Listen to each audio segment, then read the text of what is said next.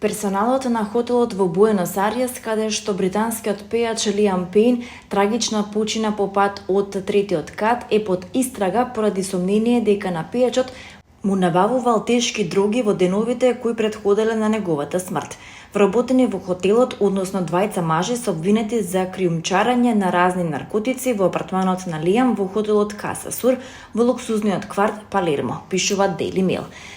Се верува дека собар и уште еден член на персоналот ја сокриле дрогата во кутија за сапун, која детективите ја пронашле во собата на Лиам по неговата смрт. Се претпоставува дека управата на Каса Сур била свесна за невообичаеното однесување на двајцата вработени и дека еден од вработените бил отпуштен.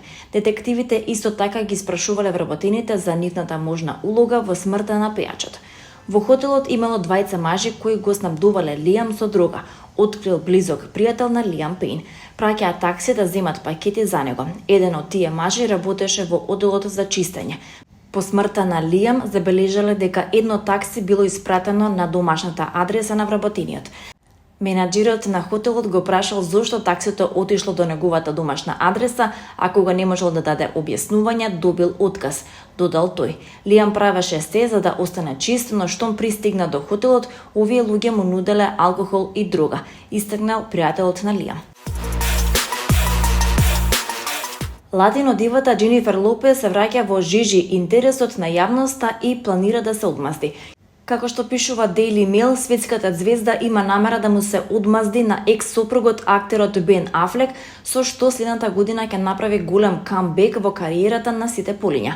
Таа сака следната година да биде незината најдобра година и сака да му покаже на светот дека незиниот неуспешен љубовен живот не влијал на неа. Џејло ќе се издигне на се, изјавил за британскиот таблоид пријател на Џенифер Лопес. Како што понатамо наведува изворот, 55-годишната убавица има намера да направи две важни промени во кариерата. Џејло сака да биде номинирана за Оскар следната година за улогата во филмот Unstoppable. Исто така, поп дивата има намера да ја оживее својата неуспешна турнеја, а во блиска иднина ќе биде откриен и новиот датум за нејзиниот музички спектакл следната година. Таа е представена на светот како да има проблем, како сите тие бракови да пропаднаа поради неа. Затоа таа сака на светот да му го покаже своето ново јас, своето вистинско јас, рекол изворот. Инаку Џенифер Лопес и Бен Афлек се разведуваат по 2 години брак, пошто ги шокираше многумина. Џенифер Лопес го наведе 26 април 2024 година како официјален датум на разделба во правните документи.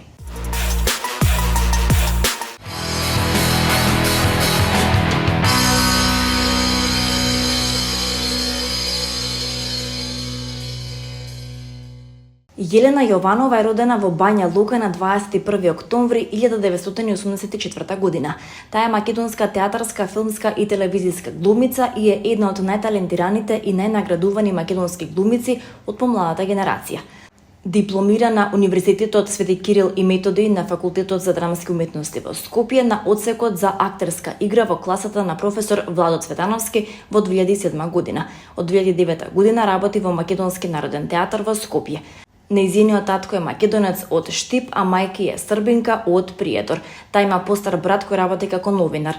Нејзините родители се запознале и долго време пред нејзиното раѓање, живееле во Загреб, каде што е роден нејзиниот брат, но подоцна решиле да се преселат во Штип. Покажала големи склоности кон уметноста уште на рани години, а започнала со глума во средношколските денови. Во 2002 година ја добила наградата за надежан млад глумец во Македонија на драмскиот аматерски фестивал во Кучани за улогата на Кристина во Дупло дно од Горан Стефановски. Се запишала на Факултетот за драмски уметности во Универзитетот Свети Кирил и Методи, каде што дипломирала на одсекот за глумечка игра во класата на Владо Цветановски во 2007 година.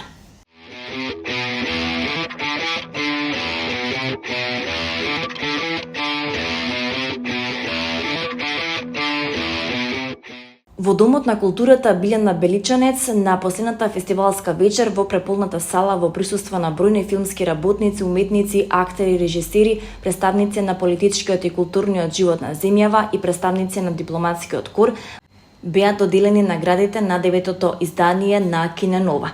Гран При доби филмот Жена убиец на грчката режисерка Ева Натена, која на оригинален начин го доловува родовото прашање, адаптирајќи за големото платно ремек дело на светската литература со одлична режија.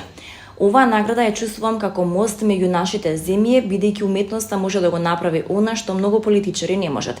Затоа ја посветувам наградата на нашиот мост и се надевам дека тој ќе не направи поблиски во иднина, рече Натена, заблагодарувајќи се на наградата. Наградата за најдобра режија ја доби хрватскиот режисер Андреј Коровлев за филмот Хотел Пула за извонредната употреба на филмскиот јазик, за деликатниот начин на кој ги прикажа тешките настани и ликови од војната во поранешна Југославија, сугерирајќи дека љубовта може да постои дури и на места каде никогаш не би очекувале.